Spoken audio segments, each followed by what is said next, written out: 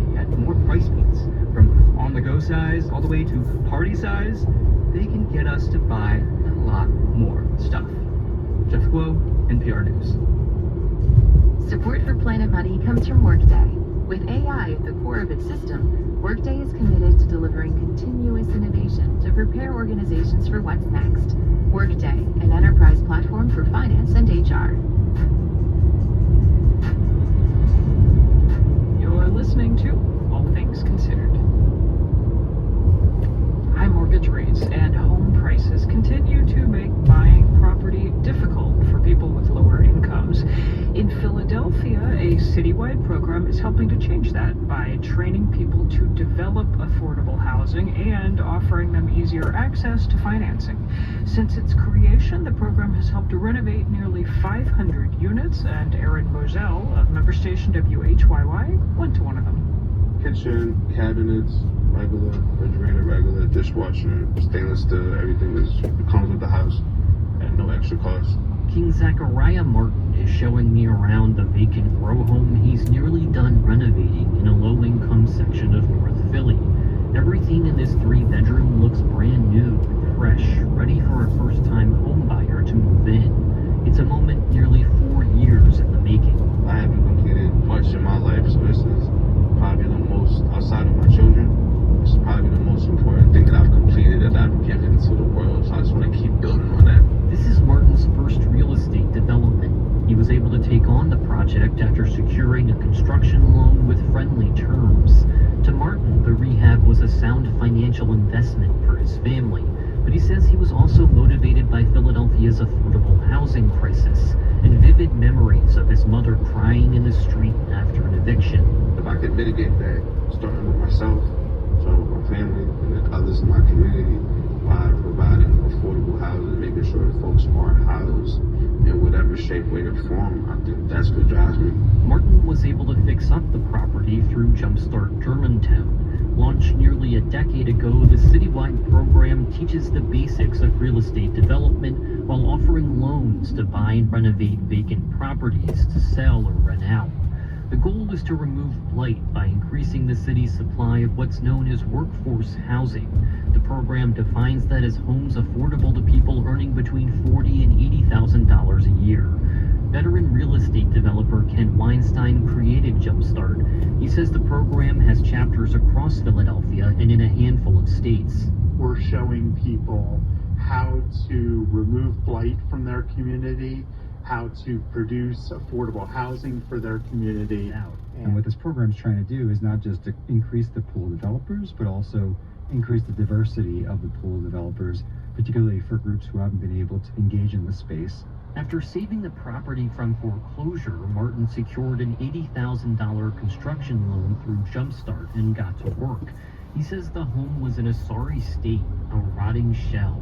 Yeah, this is a total gut rehab due to rain and excessive erosion and rot. It just was a soft piece of wood, so they had to tear down the entire thing. And then we had to build it back up. The downstairs now has more of an open concept floor plan after Martin demolished a metal staircase.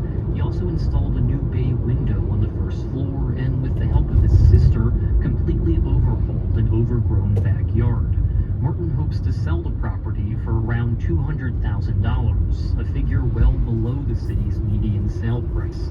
He's already got his sights set on his next project.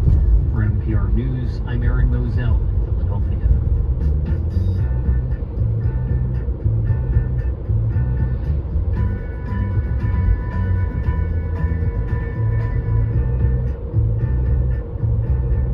This is All Things Considered from NPR News.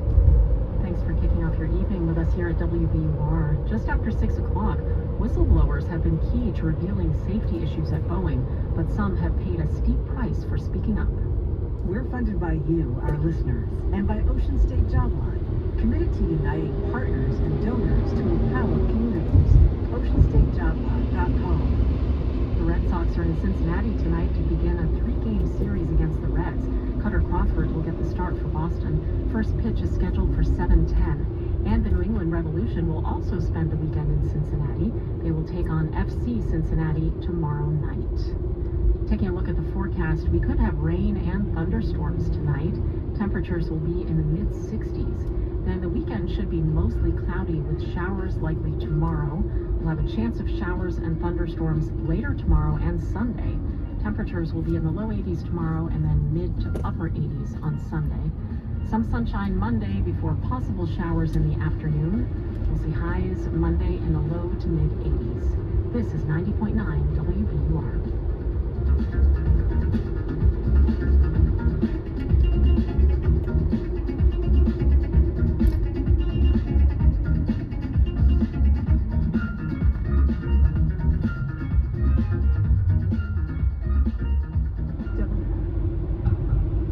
This is WBUR's All Things Considered. I'm Lynn Joliker in for Lisa Mullins.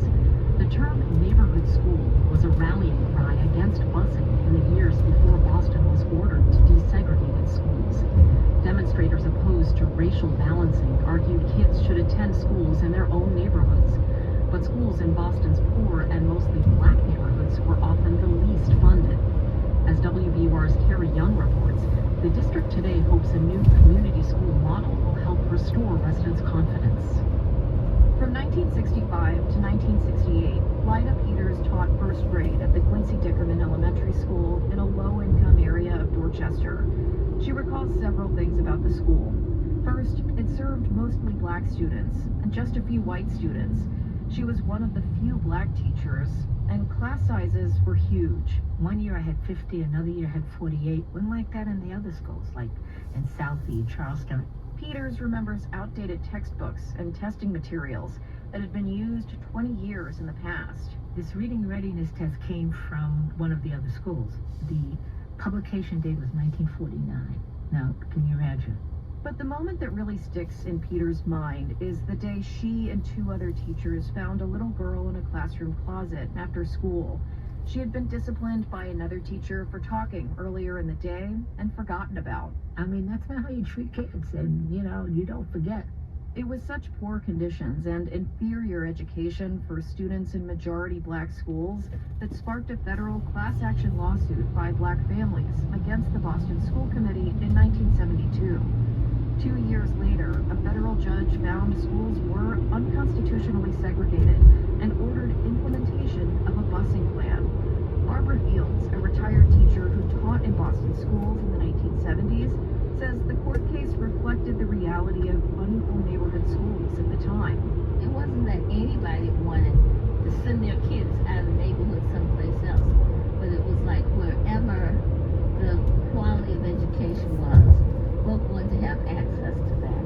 But what families got was mandatory busing, which took thousands of kids on long bus commutes out of their neighborhoods, often into hostile environments.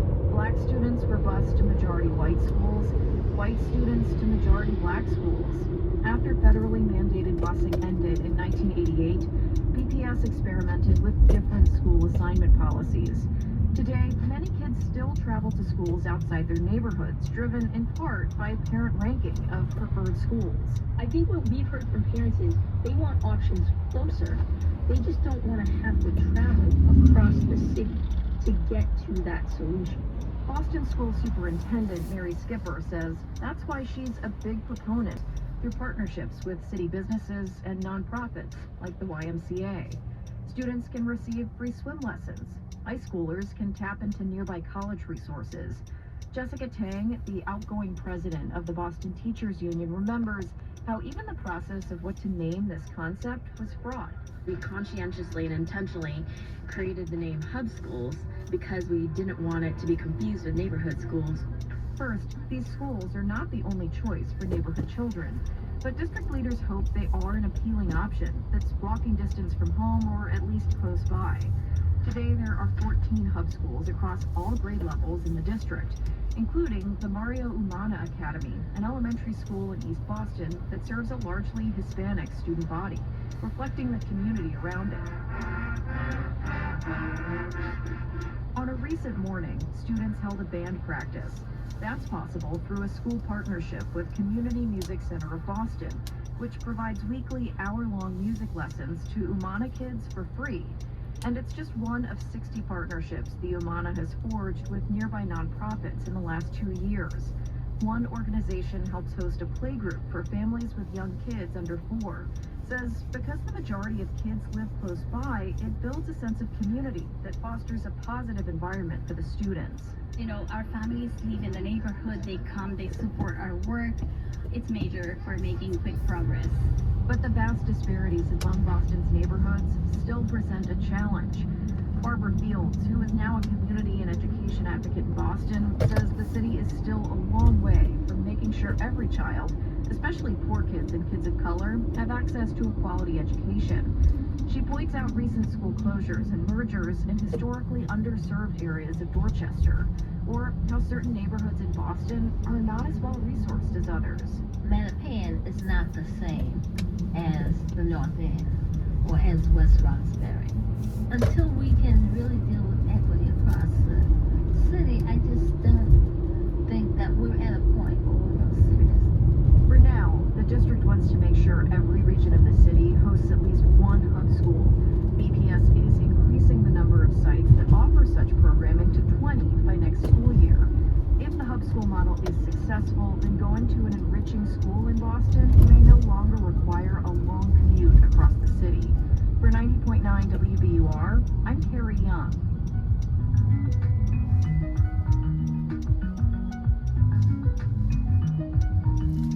Cancer feet due to aging. Learn more at nervivehealth.com. From Cunard, sailing to over 250 destinations with Queen Mary II, Queen Victoria, Queen Elizabeth, and Queen Anne. Each voyage is dedicated to a world of fine dining and entertainment. Cunard.com. And from ECMC Foundation at ecmcfoundation.org. This is WBUR. How well do you know this week's news? Test your knowledge with WBUR's Boston News Quiz at wbur.org/fun. One question, the Ipswich Select Board voted to remove their blank Monday night. Play the quiz now at wbur.org/fun. Tonight will be the coolest night of the week with lows in the mid-60s. We might have some showers and thunderstorms. And we have a cloudy weekend ahead with chances for rain and thunderstorms during much of it. Highs in the 80s. This is WBUR. We're funded by you, our listeners, and by Office of the Massachusetts State Treasurer. Check to see if you have unclaimed property at findmassmoney.gov. I'm investigative reporter Todd Muller. You're listening to 90.9 WBUR FM, HD Boston, 92.7 WBUA Tisbury, 89.1 WBUH Brewster, streaming on the WBUR app and WBUR.org. WBUR, Boston's NPR news station. Whistleblowers who revealed safety issues at Boeing were vindicated during a Senate hearing this week. But it was also a reminder some have paid a steep price. He was hurt, you know, he really loves being an engineer, and he just wanted things to be done right. It's Friday, June 21st. This is WBUR's All Things Considered.